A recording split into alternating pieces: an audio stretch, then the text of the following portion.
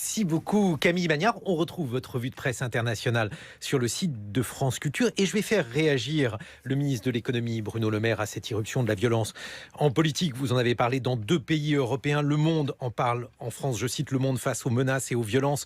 Le désarroi des députés, La République en marche. Et puis c'est un thème que vous abordez indirectement dans votre roman Paul, une amitié que vous publiez aux éditions Gallimard. Votre réaction Bruno Le Maire? Il y a une violence en politique que je trouve de plus en plus répandue et de plus en plus banalisée. C'est une violence d'abord verbale, c'est parfois une menace physique, on l'a vu à l'occasion des dernières semaines, des intimidations sur des députés, des permanences qui sont vandalisées, des permanences de députés de La République en marche. Tout ça n'est pas conforme à l'idée que je me fais d'un état de droit et d'une démocratie.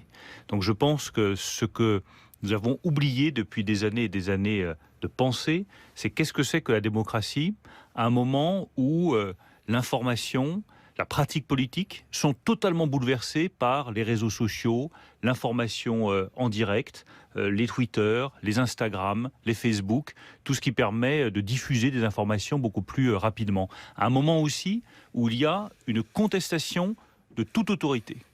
Il n'y a plus d'autorité reconnue comme telle, que ce soit celle du professeur, du gendarme, de l'autorité politique. Chaque autorité est remise en cause. Et d'ailleurs, c'est vrai pour chacun. Vous allez chez votre médecin, il y a 20 ans, votre médecin vous faisait un diagnostic et vous acceptiez le diagnostic. Aujourd'hui, vous arrivez, vous avez regardé sur un site internet ce que vous aviez, vous contestez le diagnostic. Donc nous devons impérativement réfléchir davantage à qu'est-ce que c'est qu'un bon fonctionnement démocratique à l'ère des transformations technologiques que nous connaissons. Comment analysez-vous cette haine, par exemple une haine suscitée chez certains à l'égard du président de la République? Qu'est-ce qui a changé? Est-ce que c'est seulement un processus de désinstitutionnalisation, comme ce que vous évoquez, ou est-ce qu'il y a une réponse à des actes qui ont été perçus comme violents verbalement, de la part du président de la République ou d'autres membres du gouvernement? Moi, j'estime que rien ne justifie ni la haine, ni la violence verbale, rien.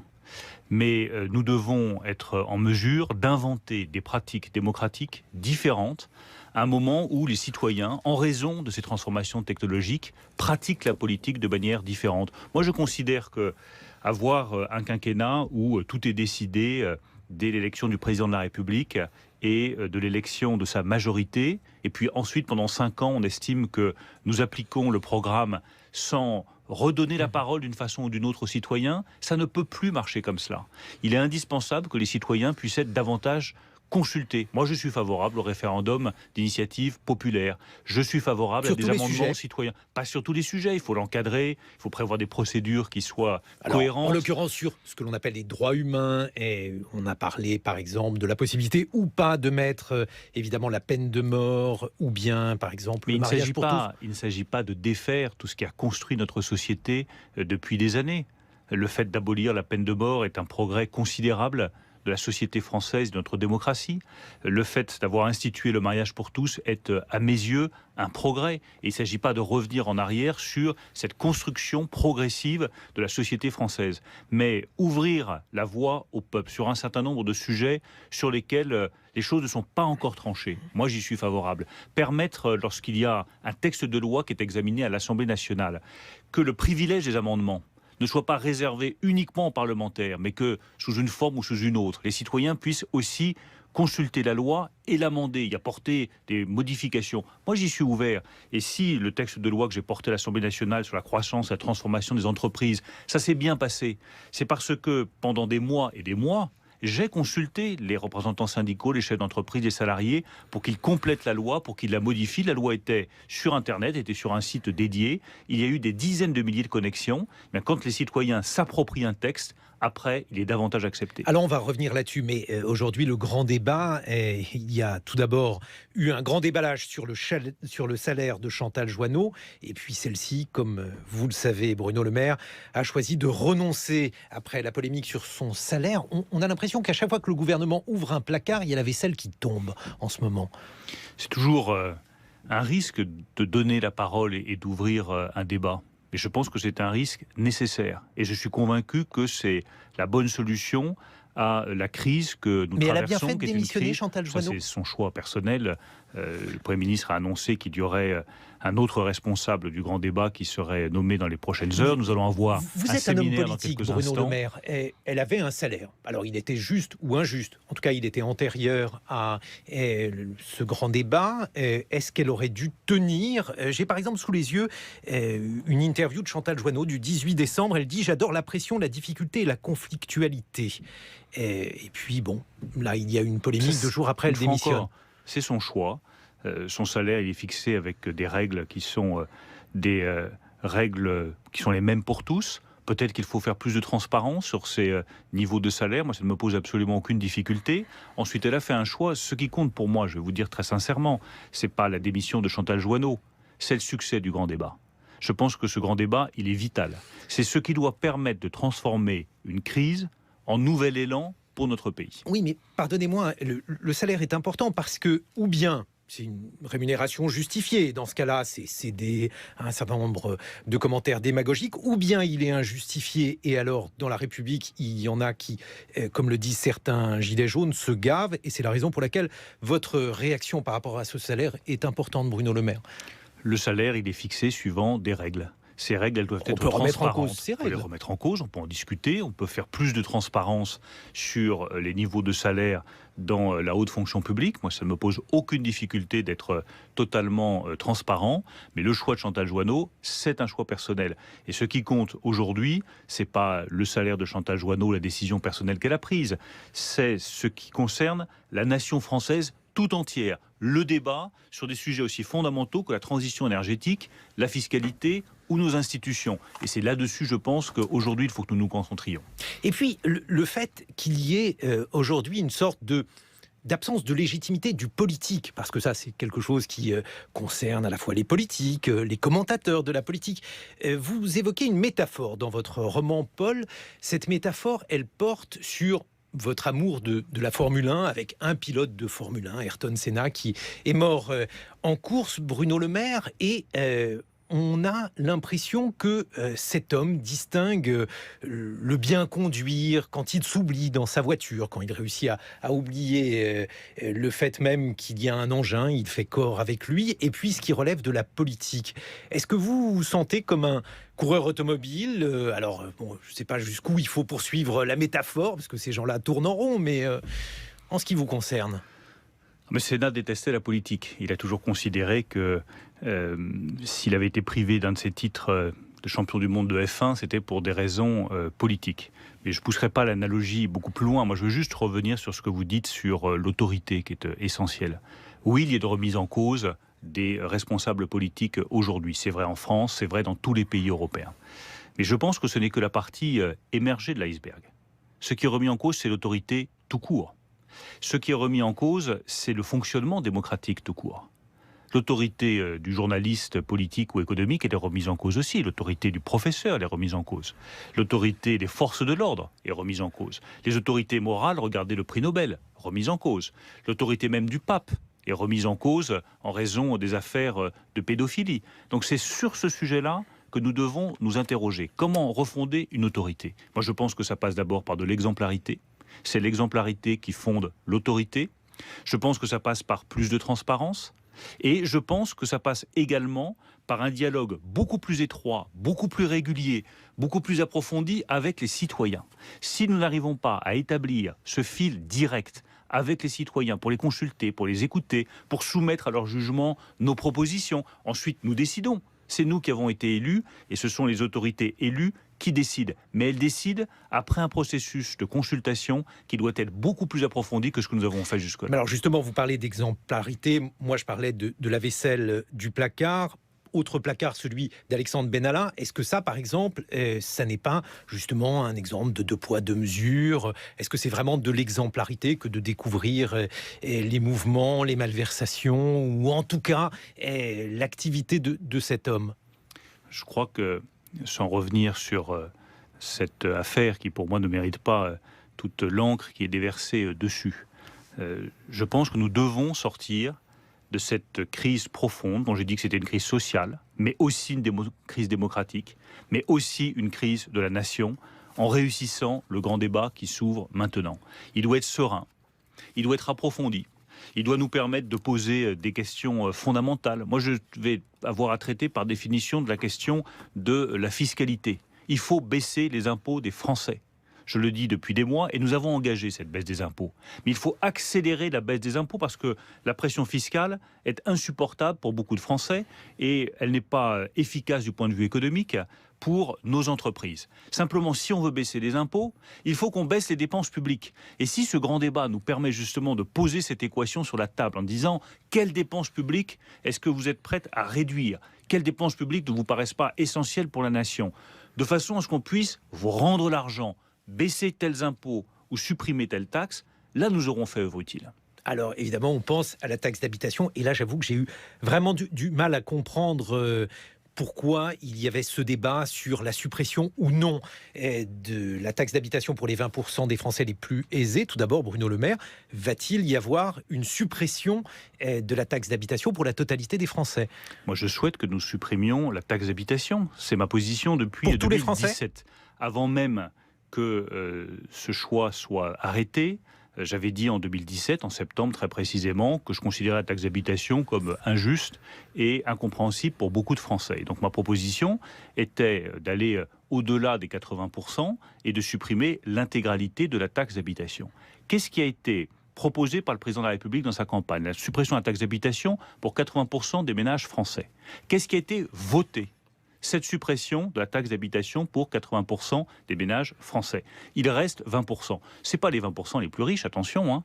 Il y a beaucoup de classes moyennes, de revenus modestes qui peuvent être concernés et qui peuvent être inclus dans ces 20%. À partir de 2 500 euros pour une personne seule. À partir de 5 500 euros, une famille avec 3 enfants, on est dans les 20% les plus Exactement, aisés. Mais je ne considère pas, vous savez, je n'aime pas cataloguer les gens en disant ils sont riches, ils sont pauvres à partir de tel niveau de rémunération. Je dis simplement que sur ce sujet-là, eh bien, le débat doit être sur la table. Les Français doivent pouvoir justement s'exprimer. Et on voit bien que tous les échanges qu'il peut y avoir... Sur la table, ça veut dire que vous êtes favorable à la suppression totale de la taxe d'habitation. Mais sur les 20% qui n'ont pas encore été votés, cela mérite débat, et c'est sur la table du débat, comme l'a rappelé hier la présidence de la République, comme je l'ai dit dimanche, de façon à être tout à fait claire vis-à-vis des Français. Et puis nous en tirerons les conclusions.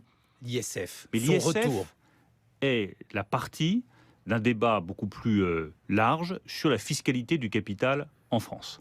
Ce débat il a été tranché au moment de l'élection présidentielle. Le président de la République a proposé que nous changions totalement la fiscalité sur le capital pour financer nos entreprises, qu'elles innovent, qu'elles investissent et qu'elles créent des emplois. J'ai fait adopter au Parlement, en novembre 2017, une nouvelle fiscalité sur le capital. Un prélèvement forfaitaire unique à 30% sur les revenus des valeurs mobilières, une baisse de l'impôt sur les sociétés qui doit atteindre 25% d'ici 2022, et la suppression de l'ISF qui, à ma connaissance, n'a jamais permis de réduire la pauvreté ni de réduire la dette dans notre pays. Mais apparemment qui participait du consentement à l'impôt. Mais cette fiscalité 70% des Français veulent le retour de l'ISF. Cette fiscalité du capital, elle a été votée conformément aux engagements de campagne du président de la République, comme la suppression de 80% de la taxe d'habitation pour 80% des ménages a été votée conformément aux engagements du président de la République.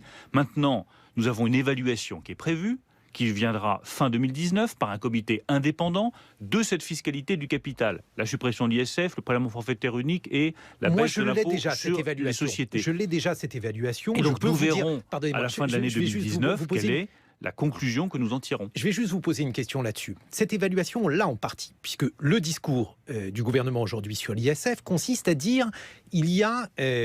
un impôt qui était inutile, l'ISF, puisque celui-ci ne participait pas à l'investissement, au financement de l'économie. On peut considérer aujourd'hui que l'argent qui venait des grandes fortunes participait pour environ 1% à l'émission de nouvelles actions, autrement dit au financement véritablement participatif de l'économie par le biais de la bourse, tandis que le reste était de l'argent investi dans la bourse, dans cette grande essoreuse avec des actions qui existaient déjà, donc de toute façon que celles-ci soient achetées ou pas, eh bien l'économie n'en profitait pas. Est-ce qu'il n'aurait pas fallu faire tout simplement du fléchage, Bruno Le Maire, c'est-à-dire de dire, voilà, on diminuait l'ISF à condition que les très riches investissent, ce qui était d'ailleurs auparavant prévu dans la loi. Nous avons fait un choix différent, qui est un choix de simplicité et de clarté. On supprime, également. on allège la fiscalité sur le capital et on fait en sorte que ce capital permette de financer l'investissement et l'innovation. Pourquoi le financerait-il puisqu'il n'y a pas d'incitation à le financer? Il y a un comité qui va, avec des économistes, avec des parlementaires, avec des personnalités indépendantes, qui va évaluer cette fiscalité du capital. Et quand je l'ai fait adopter au Parlement il y a quelques mois, j'ai dit de manière très claire, moi je suis favorable à cette évaluation. Nous faisons un choix, qui est un choix politique majeur, qui est un meilleur financement de nos entreprises pour qu'elles investissent et qu'elles créent des emplois. Mais ce choix, il doit être soumis à vérification. Elle viendra fin 2019. Donc laissons les économistes travailler sur ce sujet, nous remettre une évaluation fin 2019. S'il y a des choses à améliorer, nous améliorerons ce qui doit être amélioré, bien entendu. Dernière proposition qui est faite, une évolution de la taxation sur l'héritage, sur les successions. Y êtes-vous favorable, Bruno Le Maire? Moi, je pense que les Français, ils sont profondément attachés à pouvoir transmettre avec le moins de taxation possible le fruit de leur travail à leurs enfants. Eh bien, moi, je suis tout aussi attaché à cette règle-là. Quand vous avez travaillé toute votre vie, que vous avez accumulé un capital, un patrimoine, vous souhaitez le transmettre à vos enfants avec le moins de taxes et le moins d'impôts possible. Moi, je partage totalement ce sentiment-là. Y a-t-il alors dans ce cas-là, dans cette crise des Gilets jaunes, une crise de l'État-providence? Puisque pour vous, finalement, c'est votre lecture de l'événement. Vous dites il y a trop d'impôts, ça veut dire que c'est une crise de l'État-providence. Le consentement à l'impôt est en crise parce que les gens n'en ont pas assez pour leur argent, parce que l'État-providence en fait trop. Bref, quelle est votre analyse? Je pense que c'est plus large que la crise de l'État-providence. C'est une crise de notre économie et des économies développées de manière beaucoup plus globale. Il y a une interrogation sur est-ce qu'on en a pour notre argent, effectivement. Où vont nos impôts? Je crois qu'il y a là-dessus un exercice de transparence, d'explication à faire que nous ferons à l'occasion du débat. Est-ce que ces impôts sont payés de manière juste? Il doit y avoir un débat, c'est le débat qui va avoir lieu. Mais de manière plus globale, il y a une interrogation sur notre économie, sur le fonctionnement de notre économie, sur les écarts salariaux.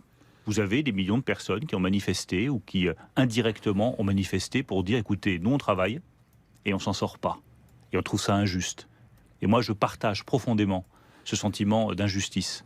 Quand vous êtes une femme seule, que vous élevez des enfants, que vous êtes à peine au niveau du SMIC et que vous n'en sortez pas, alors que vous faites le maximum pour vous en sortir, c'est pas acceptable. Il y a une interrogation sur les écarts salariaux dans notre pays. Moi, j'ai fait adopter un rapport d'équité pour les plus grandes entreprises françaises sur la question des salaires. Je souhaite que ce soit la même chose au niveau européen.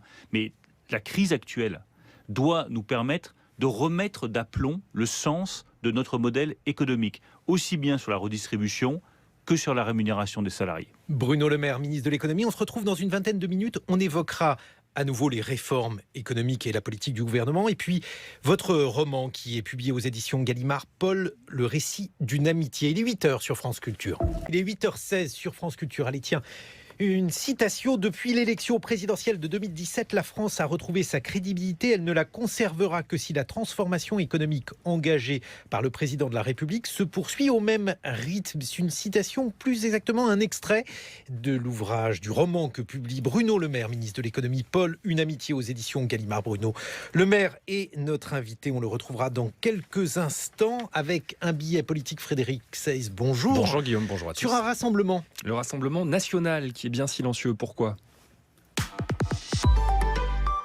France Culture présente Border, un film d'Ali Abbasi. Tina, douanière à l'efficacité redoutable, est connue pour son odorat extraordinaire. C'est comme si elle pouvait flairer la culpabilité d'un individu.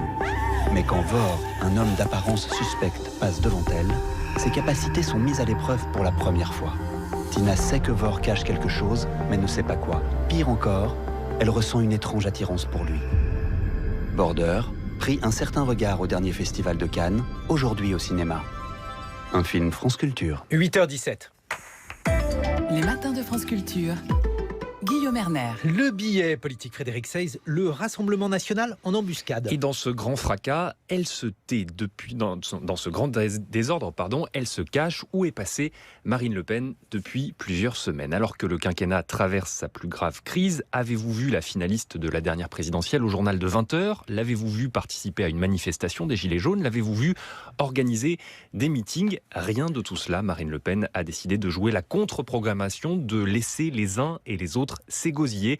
Elle veut être la seule qui aura la voix claire à la fin de la bataille. Bien sûr, la patronne du Rassemblement national écrit quelques tweets, répond à quelques questions, mais elle assure le service minimum, convaincue que la situation la servira, seulement si elle-même ne donne pas l'impression de se servir de la situation. Pendant ce temps, Jean-Luc Mélenchon en appelle à l'insurrection citoyenne, Emmanuel Macron crie au péril sur la République. C'est la bagarre générale au village d'Astérix que le Rassemblement national regarde de loin, lui qui se voulait pourtant le champion de la France périphérique et des citoyens invisibles. Et les adversaires de Marine Le Pen auraient sans doute tort de se réjouir de ce silence. Et hier, le baromètre IFOP fiducial a décelé une poussée du parti lepéniste, désormais considéré comme le parti incarnant le mieux l'opposition devant la France insoumise.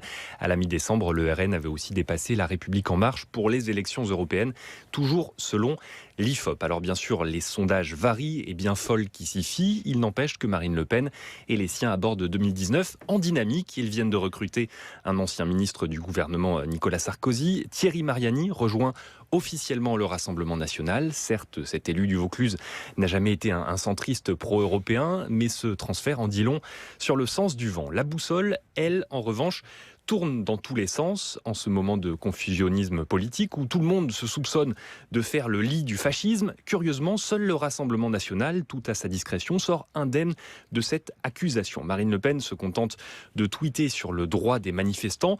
Curieux renversement ces derniers jours où En Marche se veut le parti de l'ordre et le Rassemblement national celui de la défense des libertés individuelles. Alors tout cela prédit-il un succès de la liste Rassemblement national aux prochaines européennes, Frédéric? Alors le terreau est évidemment bien là, mais n'allons pas trop vite. D'abord, le parti de Marine Le Pen reste victime de ses ambiguïtés sur le champ européen.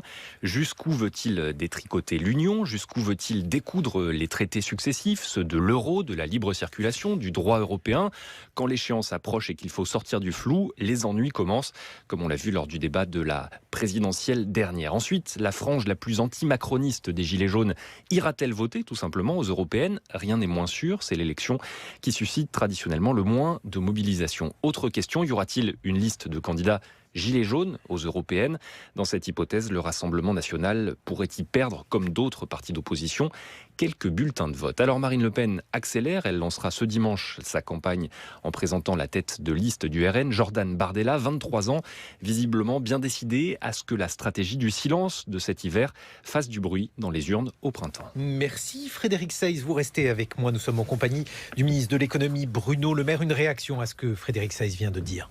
Je crois que ce que montre très bien cette chronique, c'est que la recomposition politique, elle n'est pas encore achevée. Elle s'est ouverte avec l'élection d'Emmanuel Macron comme président de la République, mais elle se poursuit.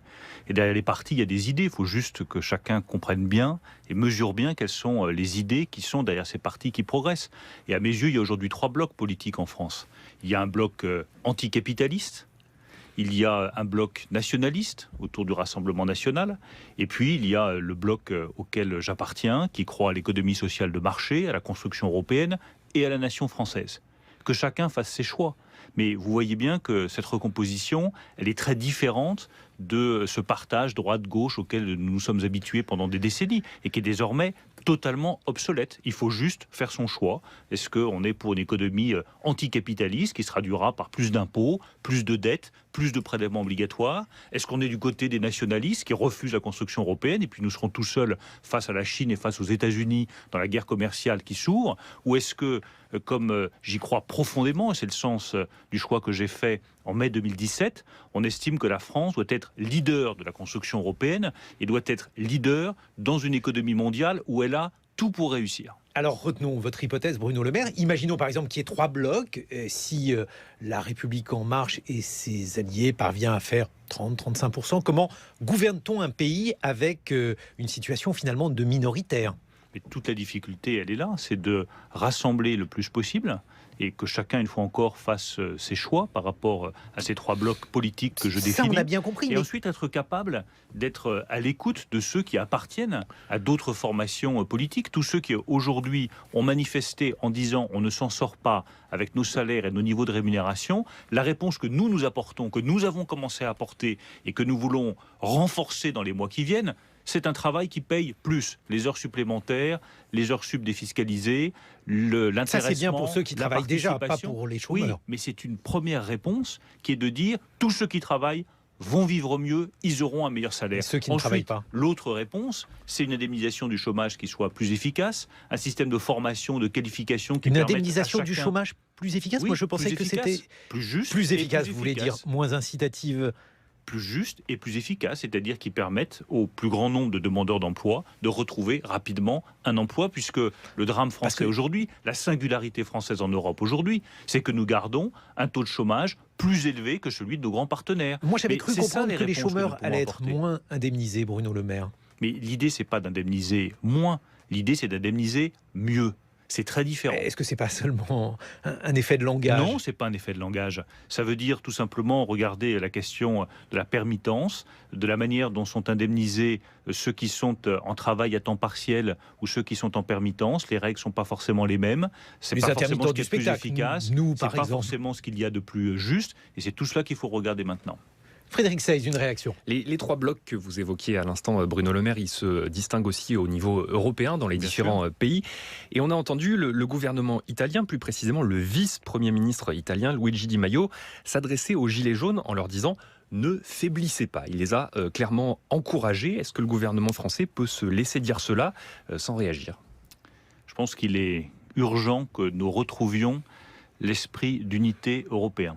Ce qui a toujours fait la force de l'Europe. Ce qui nous a permis, par exemple, de résister aux attaques de M. Trump en matière commerciale, c'est que nous avons fait bloc et que nous avons dit, vous nous attaquez, on riposte et on augmente aussi les tarifs sur les biens américains. La division européenne, les insultes, les menaces, les propos parfois très brutaux, ne mèneront nulle part. Qu'est-ce que vous répondez en l'espèce à quelqu'un qui encourage un mouvement de contestation contre votre gouvernement? Très simplement qu'il y a un principe de souveraineté nationale qui fait qu'on ne se mêle pas de la politique nationale des autres pays et qu'en l'espèce, moi je souhaite que chacun revienne au calme et à la raison. Monsieur Salvini a des responsabilités en Italie, qu'il exerce ses responsabilités en Italie, et nous exercerons les nôtres en France. Et si finalement c'était les Salvini et les Trump qui comprenaient aujourd'hui l'aspiration populaire, et comme le peuple ne peut pas se tromper, est-ce que finalement une certaine forme de politique, peut-être même d'élitisme, eh bien ça appartient à l'ancien monde, Bruno Le Maire? Non. On peut le déplorer, mais... Il ne s'agit pas de déplorer, il s'agit d'apporter des réponses. Il s'agit de mesurer à quel point aujourd'hui... Qui est populaire aujourd'hui? Donald Trump, Matteo Salvini est très populaire et on voit bien les difficultés qu'a... Est-ce que c'est pour autant les bonnes solutions pour le pays? Est-ce que vous pensez vraiment qu'aux États-Unis le shutdown c'est une bonne nouvelle pour les Américains? Est-ce que vous croyez... Moi je ne pense rien, vraiment... je vois juste le fait qu'il demeure populaire, Donald Trump. Ce que je constate, c'est que ce n'est pas forcément les bonnes solutions pour le pays. Et je suis convaincu que ce n'est pas les bonnes solutions pour les nations européennes et pour les États européens. Mais à nous aussi de nous interroger sur de nouvelles pratiques démocratiques qui doivent permettre aux Français de s'exprimer davantage, d'avoir des résultats plus rapides. Regardez la question du Parlement et des décisions parlementaires. Enfin, c'est infiniment trop long. Ça fait 2 ans ou presque que je travaille sur le projet de loi sur la croissance et la transformation des entreprises. Moi, j'estime que ce projet de loi, il aurait dû être adopté en 3 mois pour transformer les seuils, simplifier la vie des PME, alléger les contraintes sur les commerçants, mieux rémunérer les salariés avec l'intéressement. Pourquoi faut-il 2 ans pour adopter un texte de loi qui permet de relancer la croissance, d'embaucher dans les PME, de soutenir les commerçants et de mieux rémunérer les salariés? Voilà une première réponse. Si on ne veut pas se laisser déborder par les populismes et par les nationalismes de toutes sortes, il faut que tous ceux qui croient à la raison, à la réflexion, au dialogue, soient aussi plus efficaces, plus volontariste. Ça vaut au niveau national, ça vaut au niveau européen. Prenez la taxation des GAFA. Mais ça fait 2 ans que je travaille sur la taxation des GAFA. 2 ans que tout le monde devrait comprendre qu'on ne peut pas accepter que la boulangerie du coin en bas de chez moi paye 14 points d'impôts de plus que Google, Amazon ou Facebook. On devrait tout de même être capable de se mettre d'accord là-dessus en quelques mois et pas en 2 ans. C'est toujours bloqué. Ma proposition est très simple. On arrête avec l'unanimité en matière fiscale en Europe. On passe à la majorité. Il y a 2 ou 3 États qui ne sont pas d'accord, on vote.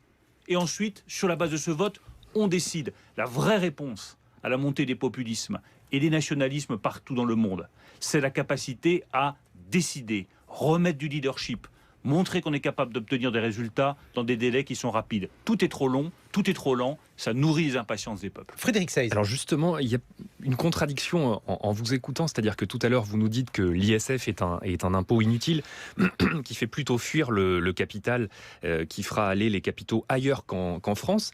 Et là, si la France décide de taxer ce qu'on appelle les GAFA ou les GAFAM, pour le coup, est-ce qu'il n'y a pas le même raisonnement qui est de dire ces capitaux ne viendront jamais en France si vous imposez une taxe sur les GAFAM? Pourquoi ce qui marche pour l'ISF ne marcherait pas pour les GAFAM? C'est totalement différent, ne sous-estimons pas notre force. Nous sommes l'un des principaux marchés de consommateurs au monde. Pensez vraiment que Google, Amazon et Facebook vont se passer des consommateurs européens qui sont parmi les plus riches de la planète. Mais ils n'ont pas besoin d'être physiquement chez nous pour nous vendre des services. N'ayons pas peur de notre ombre. Enfin, ils ont besoin d'avoir leurs connexions qui sont chez eux, leurs plateformes qui sont chez nous, les données qui sont chez nous et qui nous appartiennent. C'est bien ça que nous voulons taxer et qui va être commercialisé. La publicité qui est sur votre iPhone ou sur tous vos outils numériques, elle est bien présente physiquement en France ou en Allemagne, en Italie ou en Espagne. Pourquoi est-ce que ça ne serait pas taxé? Nous sommes, et l'Europe doit prendre conscience de sa puissance, de sa force.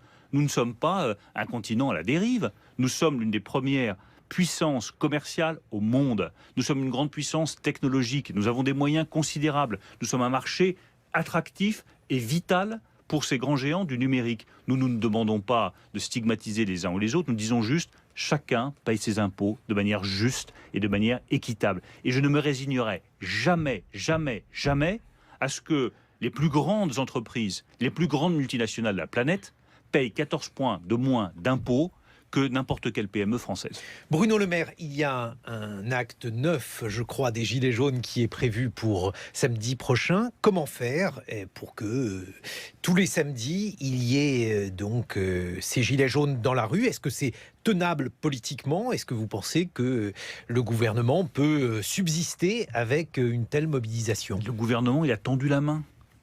Et moi, j'aimerais que... Si cette main n'est pas tendue en retour. Le gouvernement a tendu la main. Il a tendu la main de deux manières. D'abord, en répondant, comme l'a fait le président de la République, avec des mesures extrêmement fortes pour répondre à un certain nombre d'attentes. Tout ce qui a été fait, aussi bien sur la CSG que sur les heures supplémentaires, tout ça, c'est une façon de dire « nous vous avons entendu ».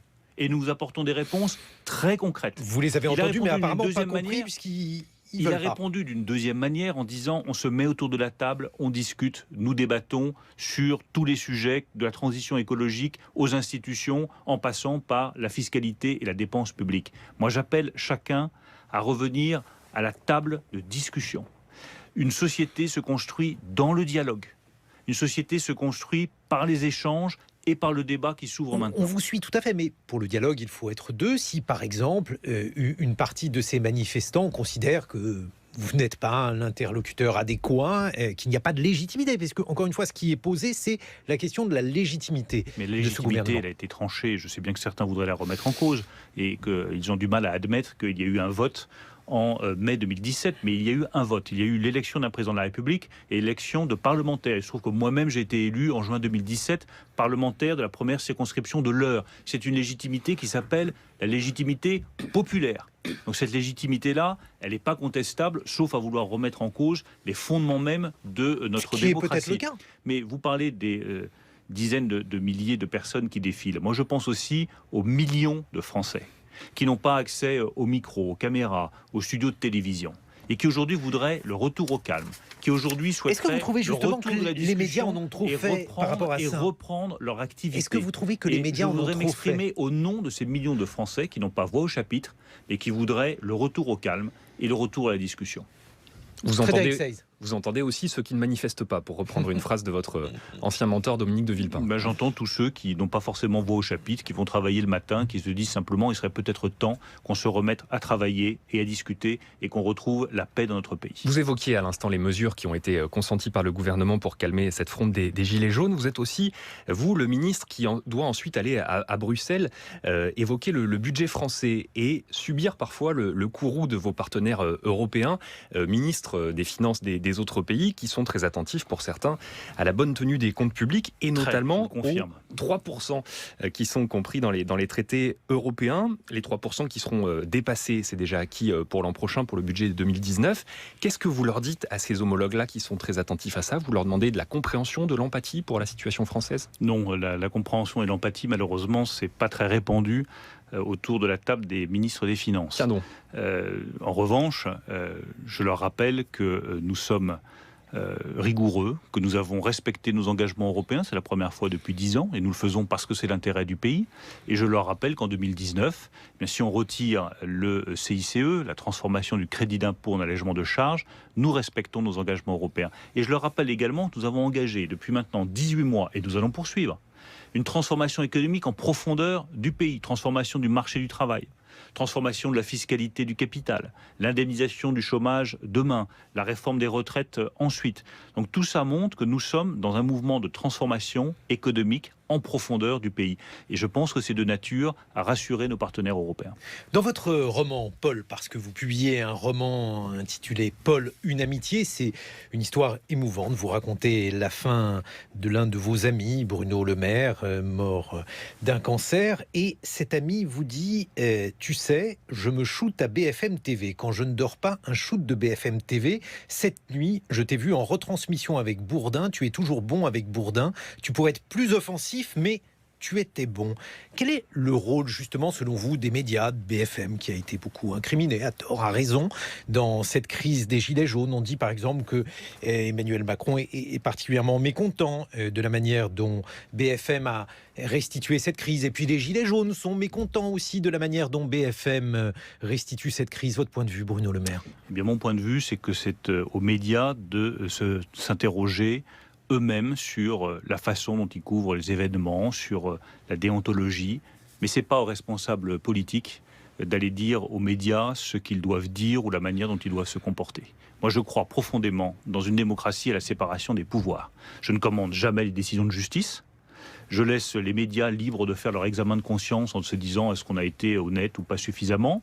Et moi, je m'interroge comme représentant de l'exécutif, membre du gouvernement, sur la manière d'être plus efficace, plus rapide, pour répondre à une impatience que je sens croissante, débordante de la part de nos compatriotes qui disent écoutez, vous êtes bien sympathique, vous discutez, vous échangez, c'est très bien, mais il faut aussi des décisions. Que chacun regarde chez lui, mais nous ne sommes pas là, les responsables politiques, pour juger les médias. Et puis, dans ce roman, vous parlez de votre amour de la littérature, votre amour de Borges. Et justement, alors si vous n'êtes pas là pour juger les médias, Borges, lui, est là pour juger les politiques et la politique. Écoutez sa voix. La politique m'ennuie profondément, non? C'est-à-dire, je suis capable de m'intéresser au temps, à l'espace, au moi, à l'identité, à l'éternité, comme vous l'avez vu. Et peut-être cela m'intéresse parce que je sais qu'il s'agit de problèmes insolubles.